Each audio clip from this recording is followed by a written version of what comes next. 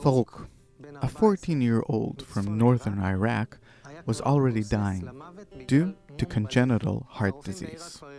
Doctors in Iraq have already given up, but thanks to an organization that helps children in the Middle East to undergo life-saving treatment here in Israel, he was brought to a hospital. The doctors operated on him and saved his life. When they came back home to Iraq, his father said the following: "I'm saying this from here, from Iraq to Israel. I kiss the eyes of your doctors one by one. The Israeli people is a merciful nation."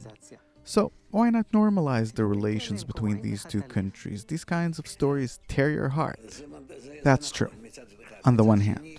On the other hand, they don't touch the hearts of the big bosses, the leaders. So there's nothing you can do. Why? Because our world is headed toward greater and greater evil all the time. And if we don't turn ourselves toward the good, this is how it's gonna be. Well, what I was thinking was, why go for big and hard things? Peace agreements, normalization.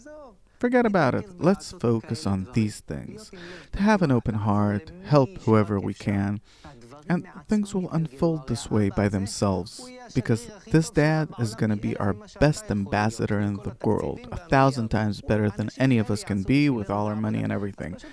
These people will do the work for us, so let's just have an open heart toward everyone. No, he won't be led to, and it won't help. This dad and his son will be killed, and that will be it. You're pessimistic. No, I simply understand human nature and the nature of the world. So why are we stuck? Really? Only because of the nation of Israel.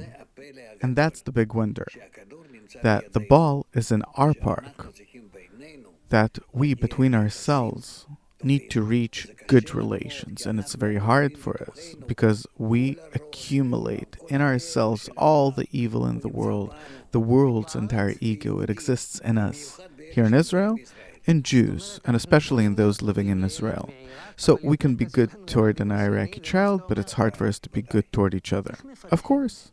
So how do we crack this? What force can operate on the Israeli heart and improve the connections in it? To nonetheless try, for each of us to tell his fellow man that he wants to come closer to him, that he wants to connect with him, that only this way can we be saved from all the problems and troubles, that we're hated only to the measure to which we hate each other. It's like a real equation, that's how you see it? Of course. Does this equation also have an opposite side of love? Of course, the nations of the world are not evil. We, as a result of the bad relations between us, project our evil onto them. Do we have the power to correct it? Yes, and we're the only ones that can correct it. Give us some advice of how to correct things inside of Israel. Love another as yourself. This is what we need to come to. We're capable of coming to it. We can do it. We need to want to do it. And then it'll happen. And from Iraq and from Iran, you name it, everyone will come to sit with us at the same table. Do you believe that it's possible to bring more Muslims to feel that way? Of course. And to turn them from just cousins into brothers.